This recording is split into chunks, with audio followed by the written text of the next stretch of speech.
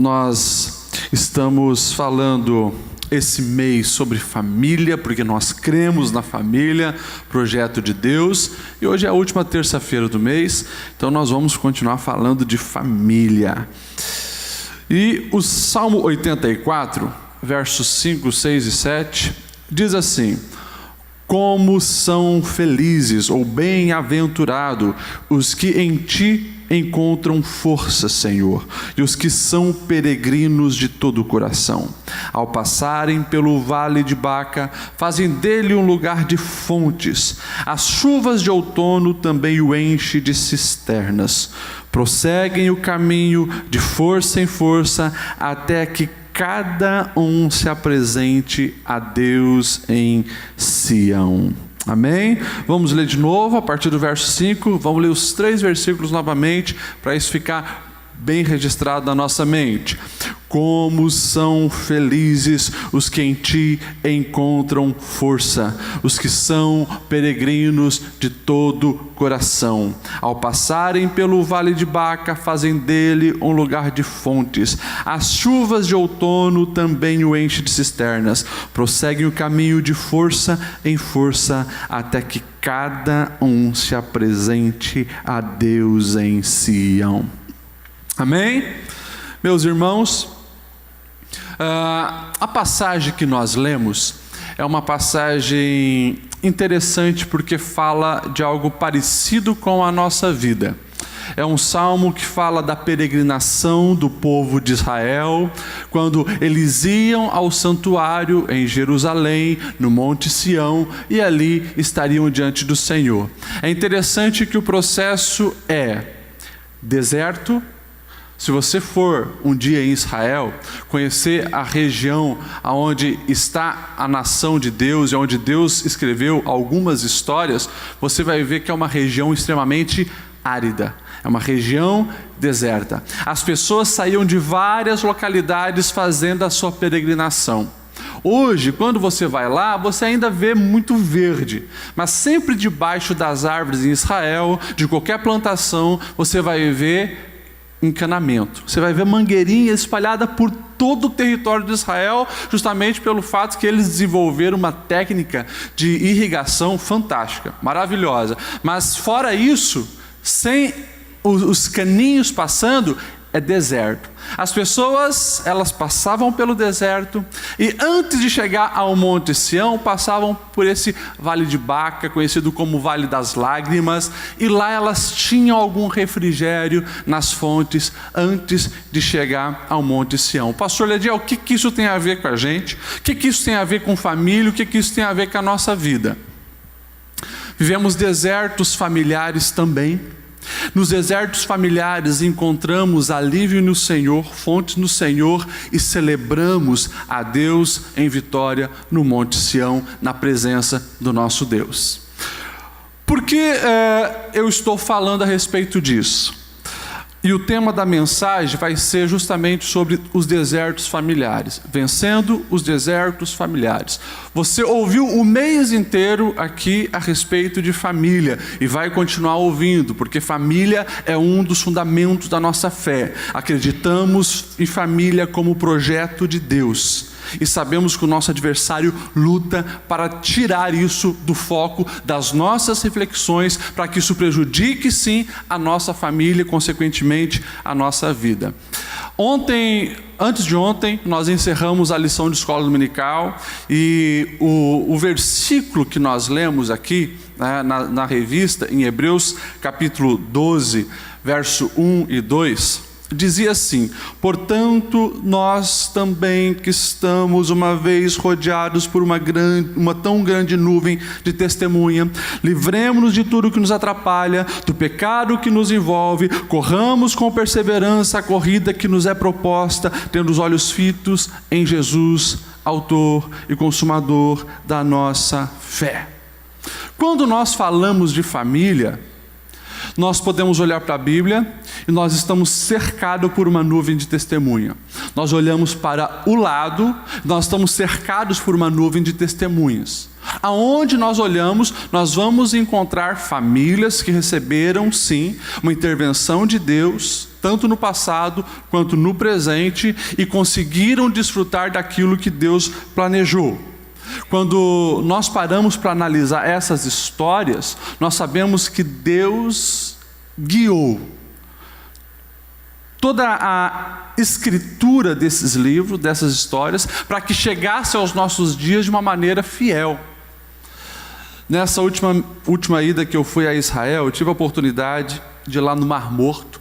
E lá no Mar Morto tem o Qumran, né? E lá foram encontrados os rolos do Mar Morto. Talvez você não conheça a história, mas por volta do ano 47, 48, 49, assim veio, um pastor de cabras estava procurando uma cabra perdida. Ela provavelmente tinha entrado numa das cavernas, e ele atira pedras, né? E quando ele ouve, né? não vê barulho do animal, mas ouve barulho de jarros quebrados. E naquelas montanhas ali em Qumran, ele então vai ver o que tem e encontra pergaminhos enrolados dentro desses vasos. Pega alguns, vende no mercado por qualquer centavos, até que chega nas mãos de especialistas que descobrem ali relíquias, e eles vão então averiguar o que é, escritos de mais de 2.200, 2.300 anos atrás. Lá era uma região onde tinha um grupo chamado essênios. Eles se sentiam realmente como chamados por Deus para registrar os escritos, e o que mais assusta os críticos da Bíblia é que lá eles encontraram praticamente todos, fragmentos de todos os livros do Antigo Testamento, com exceção do livro de Esther, não encontraram, mas todos os outros livros tinham alguma parte lá. O livro, por exemplo, do profeta Isaías, várias e várias cópias, uma delas praticamente todo o livro do profeta Isaías. E quando eles pegam uma Bíblia em qualquer língua, pegam a Bíblia em português, e eles vão comparar com escritos de 2.300 anos atrás, que a própria ciência comprovou que tem essa datação, eles se assustam com a precisão de como essas histórias atravessaram tempos, atravessaram épocas, atravessaram povos e chegaram de uma maneira tão fiel no mundo inteiro. Irmãos, isso é o quê? Isso é Deus. Deus fez com que essas histórias chegassem até nós. Mas por quê? Por que Deus fez com que essas histórias chegassem a cada um de nós? Para que, diante de uma nuvem tão grande de testemunhas, nós possamos colocar em prática isso aqui, nos livrar de tudo aquilo que nos atrapalha, entendermos que há uma corrida proposta para as nossas vidas e nós precisamos correr ela, entrar nessa maratona. E quando eu falo das histórias, você tem aqui ouvido sobre muitas histórias bíblicas. E hoje eu gostaria também de mais uma vez pegar uma dessas histórias. Já falei alguma vez sobre esse personagem para vocês, vou repetir porque tem lições preciosas para nós aprendermos. A história de José, aquele que foi escravizado no Egito. Quando nós olhamos a história de José, a gente vai ver, sim, o deserto fazendo parte dessa família. E quando eu falo em deserto, né, por mais que eu citei os desertos reais lá da região de Israel, nós precisamos trazer para a nossa realidade, de desertos existenciais, de desertos que acontecem na nossa família. O que é um deserto? Você sabe o que é um deserto. Momentos críticos, onde nós temos necessidade de coisas essenciais como água, onde de dia tem um sol rachante nos castigando, nos oprimindo, de noite um frio extremo. Isso acontece lá, acontece também na nossa existência e acontece muitas vezes nas nossas famílias. E aconteceu em várias famílias da Bíblia, inclusive na família de José, o filho de Jacó.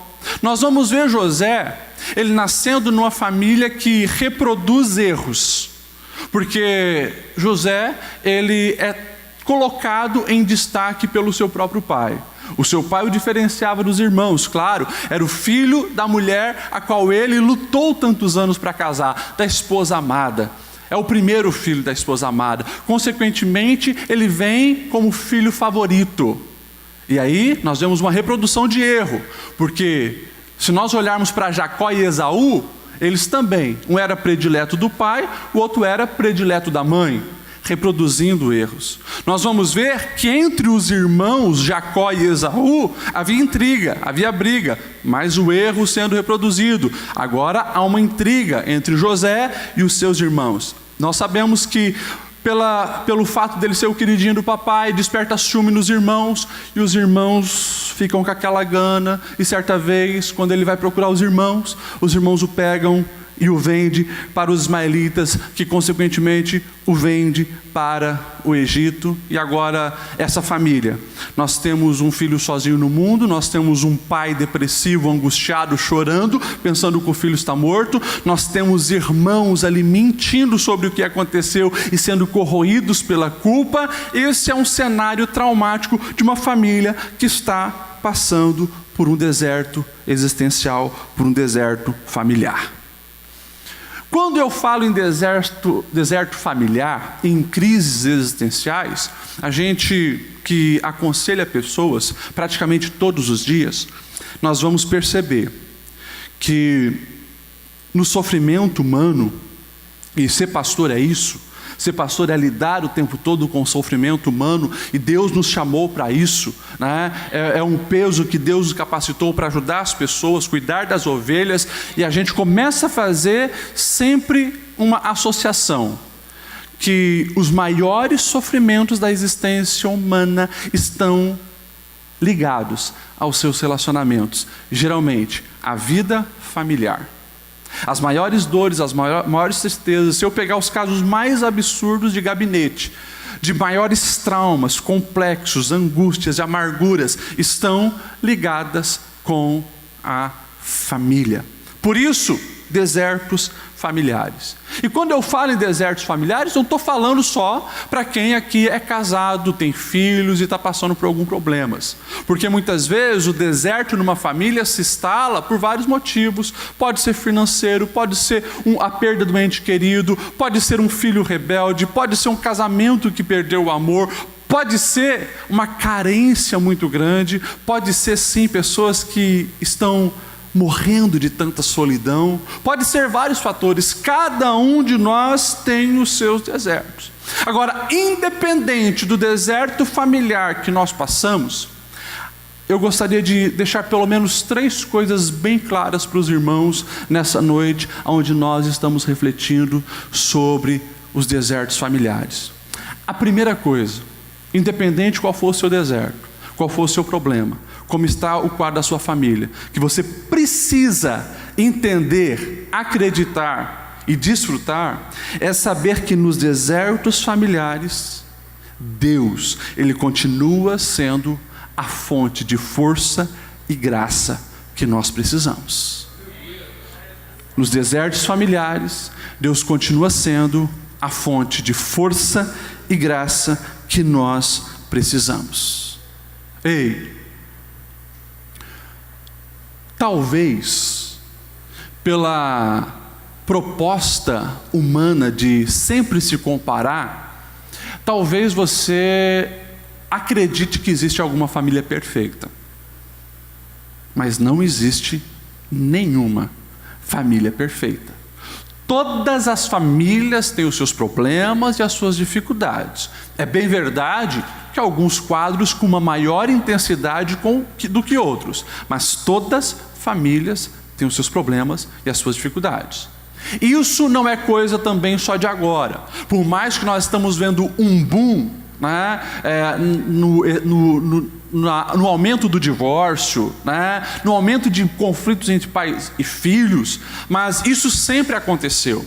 E se você pegar esse livro, como eu disse, é um livro onde nós temos aqui a inspiração de vida, onde o Senhor fez questão de histórias chegarem a nós para que nós venhamos aprender. Se você pegar esse livro com histórias de 3.000 anos atrás, 2.000 anos atrás, às vezes 3.500 anos atrás, você vai ver que sempre houve conflitos familiares e as famílias passaram por seus desertos. Você vai ver aqui a primeira família, a família de Adão e Eva, eles presenciando não apenas o resultado do pecado, né, original, mas ali vendo um filho matar o outro filho, um irmão matar o outro irmão.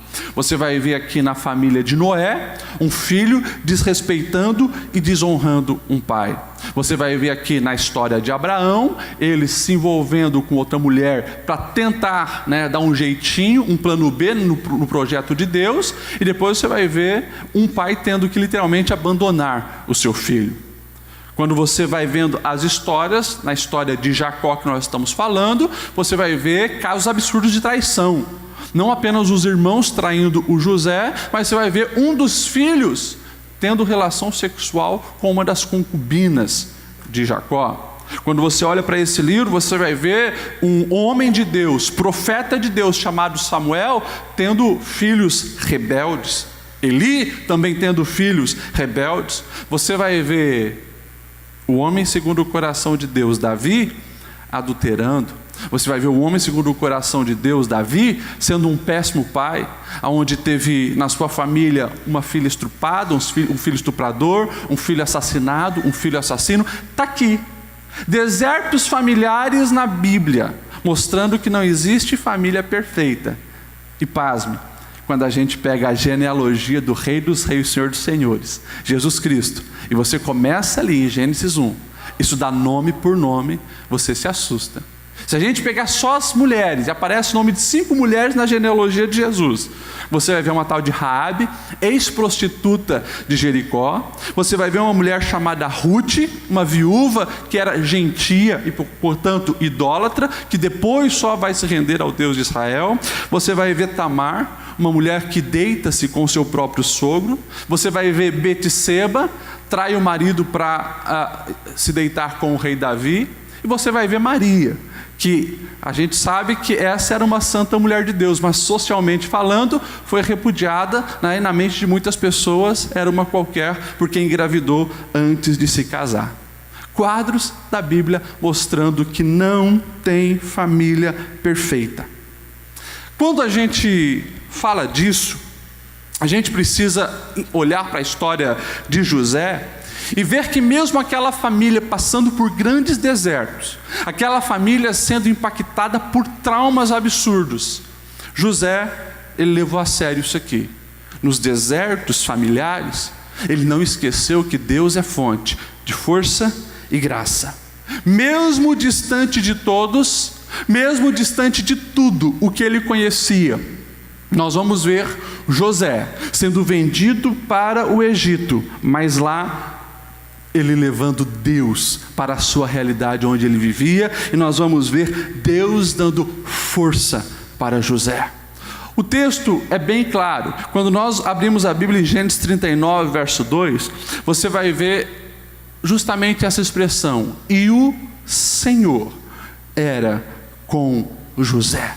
Deus dá força para José trabalhar, Deus dá força para José ali na casa de Potifar administrar, Deus dá discernimento para ele fugir do mal quando vem a tentação e a esposa de Potifar quer se deitar com ele. Ele não se perdeu com as perdas que a vida impuseram para ele. Você vai ver Deus dando dons para José, dons de revelar sonhos, interpretar sonhos, para ele se destacar. Você vai ver tudo isso acontecer, mas por quê? Porque lá no Egito, o próprio José, ele não abriu mão do seu Deus. Estava passando por um deserto existencial, estava passando por grandes problemas, inclusive familiares, mas ele não abriu mão do seu Deus. E quando eu leio esse salmo, como são felizes que em ti encontram força, nós precisamos saber que na aridez do deserto que nós passamos, o Senhor é um manancial que nos fortalece e nos capacita não se perder e morrer e cair no meio do deserto. Quando eu falo sobre isso, eu gostaria de deixar algo muito claro e direto para você, irmão. Independente da situação que você está passando, e pode ser até mesmo caótica, como José estava passando, você precisa confiar em Deus. Você precisa voltar os seus olhos para Deus e, como o salmista, falar: o meu socorro vem do Senhor, que fez os céus e fez a terra. Talvez você é uma pessoa que expõe pouco os seus problemas, diante dos teus amigos, quem sabe até dos familiares, ou das coisas que você tem enfrentado, talvez no trabalho, não manifesta muito, ou talvez nem tem ainda essa capacidade de colocar em palavras aquilo que só a sua alma conhece de sentimentos. Mas algumas pessoas chegam no nosso gabinete e a frase que mais ouvimos é: pastor, eu não aguento mais. Pastor, eu não aguento mais esse casamento. Eu não aguento mais os meus filhos, eu não aguento mais os meus pais, eu não aguento mais as renúncias que eu preciso fazer para que essa família esteja de pé. Pastor, parece que só eu luto, só eu corro atrás, só eu quero bem, eu não aguento mais. E o que eu sempre digo: quando você não aguenta mais, para de querer achar força em si próprio. Porque nós somos falhos, errantes, pecadores, e muitas vezes nós somos como uvas passas mesmo. Toda energia foi drenada da nossa alma, mas no Senhor há vigor, no Senhor há força. E enquanto nós estivermos aos pés da cruz, a esperança existirá em nosso coração e na nossa alma. Portanto, nos desertos da vida, jamais esqueça que o Senhor continua sendo fonte de força e graça. Segunda coisa que fica muito claro aqui é que nos desertos familiares nós também não devemos esquecer que Deus está trabalhando em nós. E eu vou ser direto: nos desertos que você tem enfrentado nos teus relacionamentos, Deus está trabalhando em você. Deus usa decisões erradas, e Deus usa decisões pecaminosas da humanidade para fazer a vontade dele em quem confia nele. Você entendeu isso? Deus usa até mesmo decisões erradas e pecaminosas da humanidade para executar o bem na vida daqueles que confiam nele, que têm uma aliança com ele. Os irmãos de José foram malignos, foram maldosos, venderam ele. Agora, aquele menino que chega como escravo no Egito sozinho, ele tinha um pai chamado Jacó, que apesar dos seus erros, tinha aliança com Deus. Aquele menino que chega sozinho no Egito, ele tinha um vô chamado Abraão. Esse vô tinha aliança com Deus. Quando nós olhamos para a palavra, nós vamos ver que a genealogia daquele menino Abraão, Isaac e Jacó tinham aliança com Deus. E Deus usa aquela circunstância onde os irmãos dele planejam o mal para trabalhar naquele menino. Um menino que, quando a gente olha a Bíblia assim, em algumas lidas, a primeiro momento parecia um menino mimado, porque ele era cuidado pelo pai, protegido pelo pai, e nós vamos ver os irmãos trabalhando e ele em casa ali com o pai. Se aquele menino não tivesse ido para o Egito, provavelmente seria um menino mimado. Mas Deus não precisava de um menino mimado. Deus precisava de um governador, porque uma fome iria assolar o mundo ao redor, e precisava de alguém com habilidades para governar e livrar a linhagem de Abraão, de Isaac e Jacó de morrer nessa fome. Então é justamente lá no Egito que o menino mimado tem que trabalhar e se tornar um grande trabalhador. Aquele menino na casa de Potifar, ele começa agora a ter que desenvolver habilidades administrativas, porque tudo foi confiado na mão dele. Esse menino, agora sofrendo tentações da esposa de Potifar, ele estava ali aprendendo a renunciar o mal. Esse menino, por ser fiel ao Senhor, é lançado na cadeia, e lá na cadeia ele vai aprender a esperar o tempo de Deus. Paulo lá na frente vai falar o que estava acontecendo aqui na vida de José.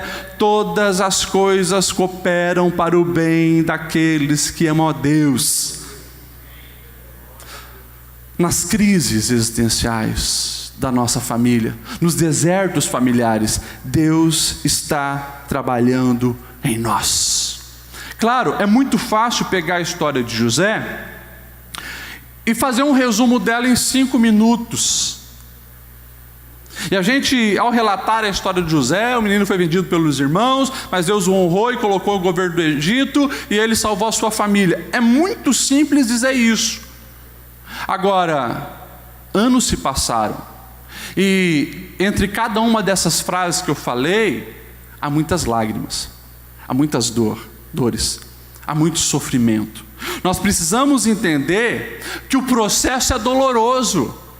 O processo do trabalhar de Deus em nós não é algo que vem muitas vezes com anestesia, a gente não sente, quando vê aconteceu. Não é assim. O processo é doloroso. O processo é acompanhado de lágrimas, renúncia e sofrimento. Ei, você acha que José, quando estava sendo levado pelos ismaelitas, não estava com a alma dilacerada? Você acha que muitas noites ele não ficou acordado pensando o que estava acontecendo e não entendendo os motivos que o levaram àquela situação? Por certo, muitos foram os questionamentos, muitos foram os sofrimentos. Agora, é esse sofrimento que gerou a maturidade que Deus precisava encontrar no coração desse jovem. Pós-desertos, a gente começa a entender a nossa dependência total de Deus. Pós-desertos, a gente começa literalmente a entender a nossa fragilidade, a nossa pequenez. Pastor, quando nós falamos dos desertos da vida, Deus está trabalhando em nós, mesmo quando eu estou sendo humilhada, mesmo quando eu estou sendo humilhado. Pastor, Deus está trabalhando em mim, na minha convivência com os meus irmãos já adultos, que estão fazendo isso comigo. Pastor, Deus está trabalhando em mim, mesmo quando os meus filhos estão sendo rebeldes, imorais, seguindo caminhos de mortes. Deus está trabalhando em todos aqueles que têm uma aliança com Ele e que permite o seu trabalhar. Mas lembra, no deserto, inclusive nos desertos familiares, existem as fontes de alívio.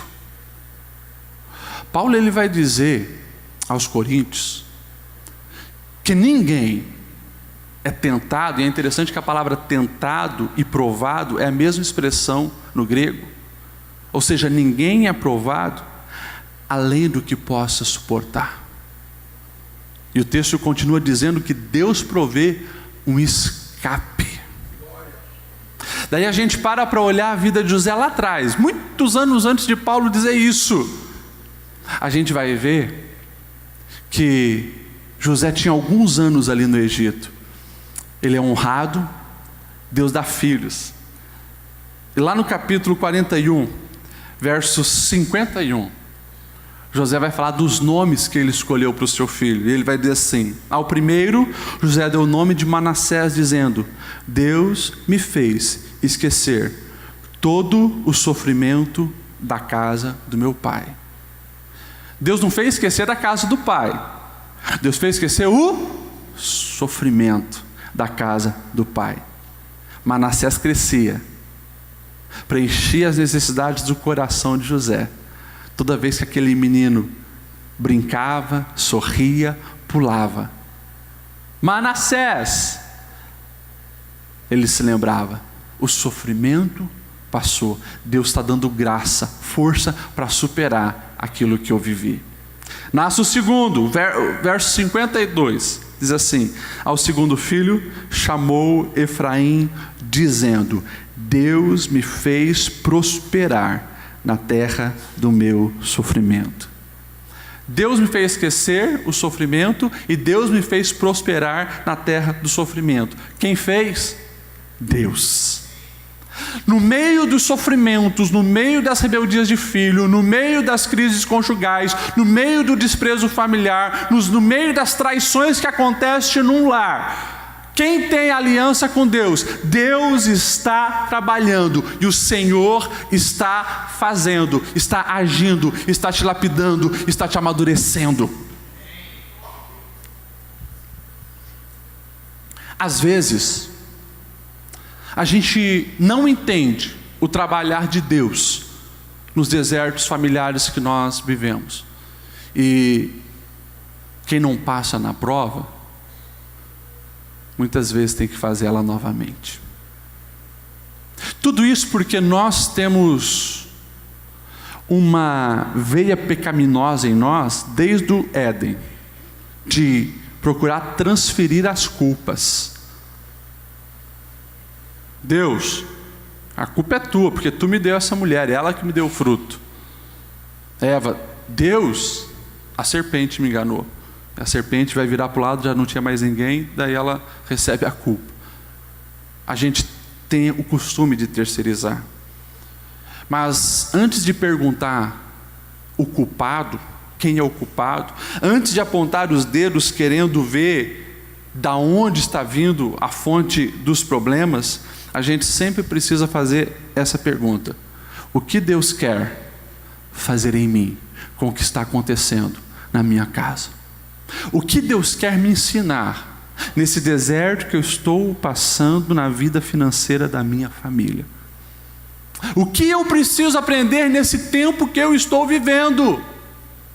Se há tempo para todas as coisas, como o autor de Eclesiastes, inspirado por Deus, vai dizer, que tempo é esse que eu estou vivendo na minha casa, na minha família? O que Deus espera de mim? O que eu preciso aprender? Quando a gente não aprende as lições, parece que as crises se tornam crônicas, os desertos se tornam infindáveis. Comece a olhar para dentro de você, porque nos desertos da sua família, Deus está trabalhando em você. Amém? Terceira lição. Primeira lição, nos desertos familiares, não esqueça, fonte de graça e força é Deus. Nos desertos familiares, não esqueça, Deus está trabalhando em você, Ele trabalha nos seus. Nos desertos familiares, não esqueça, Deus trabalha não só em você, como também por você. Nos desertos familiares, não esqueça, Deus está trabalhando por você. Quando nós olhamos para a história de José, nós vamos ver que José, longe de casa, longe do pai, longe dos irmãos, longe dos familiares, longe da cultura, longe da fé, longe de tudo, ele se agarra em Deus e ele quer ali desfrutar do que Deus tem para a vida dele. Ele aceita o trabalhar Deus nele, consequentemente Deus começa a trabalhar por ele. E a gente vai ver que nada ali acontece por acaso. A ida de José ao Egito não foi por acaso. Nós vamos ver que a cadeia não foi por acaso, porque lá ele conhece o copeiro. Nós vamos ver que os sonhos do copeiro e padeiro não foram por acaso, porque se não fosse aqueles sonhos que ele interpreta, jamais chegaria essa notícia aos ouvidos de Potifar. Quando nós olhamos para essa realidade, nós vamos ver que não foi por acaso que Deus colocou 2 sonhos seguidos na mente do faraó, tanto o sonho das vacas quanto a das espigas. Deus estava trabalhando por José. Era coisas que José não poderia fazer. José jamais teria acesso à mente ou ao coração do rei do Egito, faraó, mas o Senhor dos exércitos tinha. E o que José não podia fazer, Deus estava fazendo por ele. Ei, Você precisa entender isso na sua vida. Quando você faz a sua parte, porque você entende que toda a dificuldade que você está passando, Deus está te ensinando. As provações da vida de um cristão não são acasos, mas são fatores pedagógicos. Quando você entende isso, se submete à vontade do Senhor, cumpre os propósitos do Senhor, você pode ter certeza, Deus começa a trabalhar por você. E aquele coração endurecido, de um marido cabeça dura onde não entra nada, teimoso, o Senhor começa a trabalhar lá. Na mente de uma mulher insubmissa e revoltada e traumatizada, Deus começa a trabalhar lá. Aquele filho rebelde que despreza, escolheu caminhos de morte, não te ouve mais, Deus trabalha lá. Você precisa acreditar que Deus está trabalhando por nós. E quando nós olhamos para a vida de José, nós vamos ver que o nosso Deus, Ele é especialista em transformar a crise, o deserto num oásis. Ele é especialista em transformar a falta de esperança em um lugar de esperança. Quando nós olhamos para a vida de José, nós vamos ver que quando Deus está agindo como o agricultor, as sementes, não importa a situação do terreno, elas vão florescer. E é isso que a gente olha para a vida de José e nós conseguimos enxergar. Portanto, o recado que eu quero deixar hoje para você é muito claro.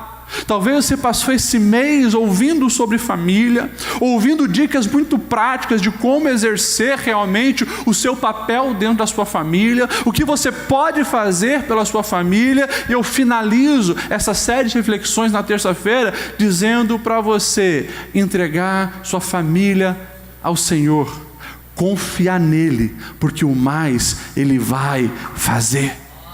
Tudo que você ouviu aqui tem um propósito. Essa nuvem de testemunhos que você ouviu, essa nuvem de histórias que te cercam, os números de WhatsApp de histórias de transformação de vida que você recebeu, nada disso foi por acaso. Tem um propósito para que você continue nessa maratona. Há um alvo para você alcançar. Quando eu olho para a vida de José, a gente vai ver que o próprio José, depois da angústia, depois do sofrimento, depois de superar muitos obstáculos, ele consegue enxergar o trabalhar de Deus por ele. E lá no final da história, lá no capítulo 50, o último capítulo que nós vamos ver falar de José, você vai ver do verso 18 ao 20 ele dizendo assim: depois vieram seus irmãos, prostraram-se diante dele e disseram: aqui estamos, somos teus escravos. Por que falaram isso? Porque o pai tinha morrido, o velho Jacó tinha morrido, tinha abençoado todos os filhos, e agora os irmãos pensaram: deve que José, agora que o pai morreu, ele vai realmente se vingar da gente. E olha só o que José ele diz. José, porém, lhes disse: meus irmãos, não tenham medo. Estaria eu no lugar de Deus? Vocês planejaram o mal contra mim.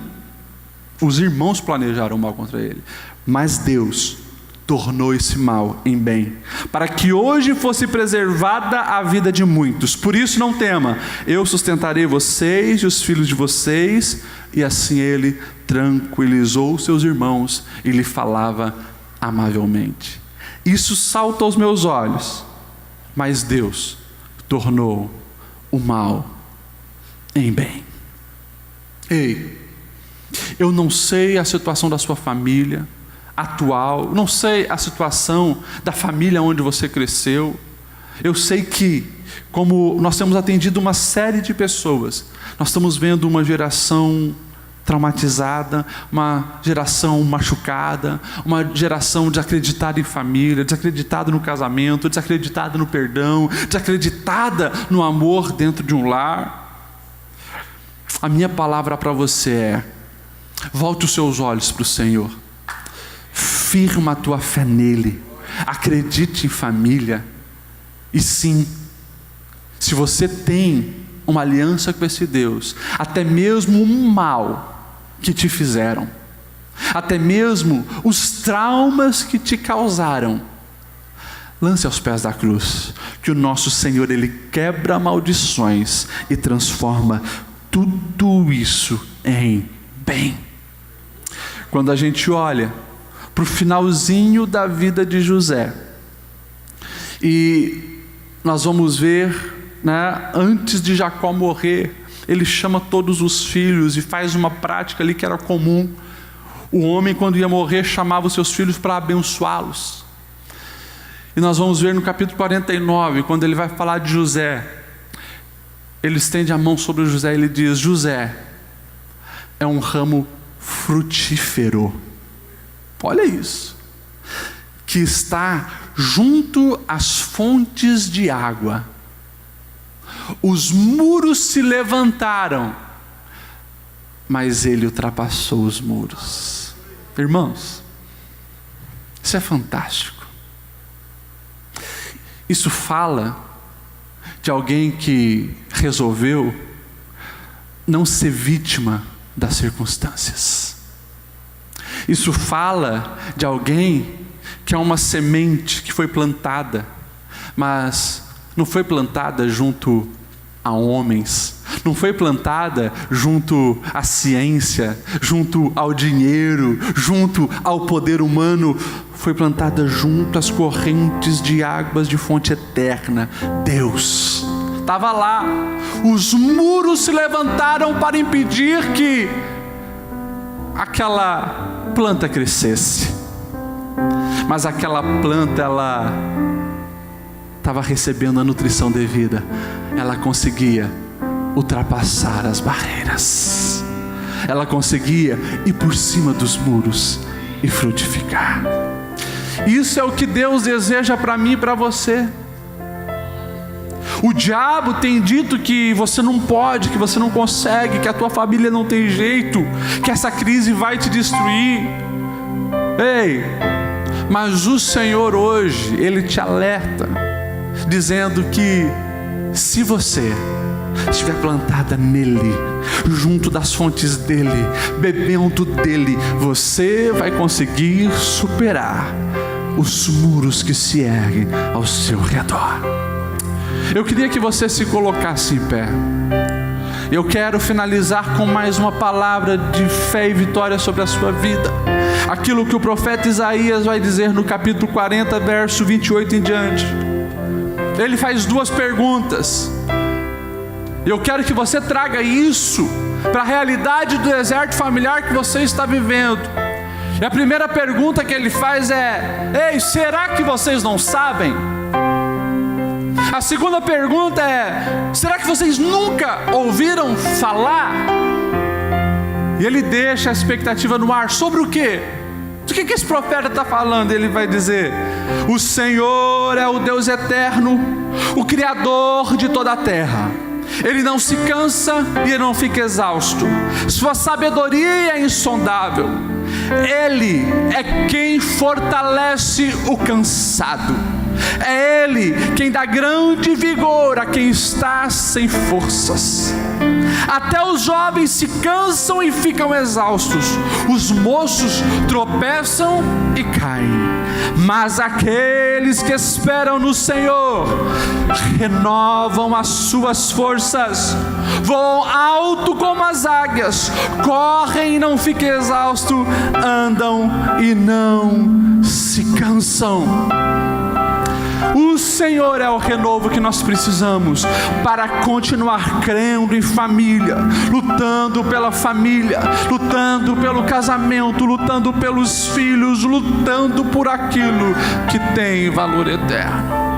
Eu quero que você feche os seus olhos, você coloque a mão no seu coração, e junto com o pastor Alessandro Aguiar nós vamos levantar um clamor pela nossa família e pelo renovo do Senhor em nós. É de força em força que nós vamos superando os obstáculos, é de força em força que nós vamos alcançar os sonhos de Deus para a nossa família, é de força em força que nós vamos nutrir as nossas raízes, bebendo da fonte eterna e ultrapassar ultrapassar os muros que se levantam.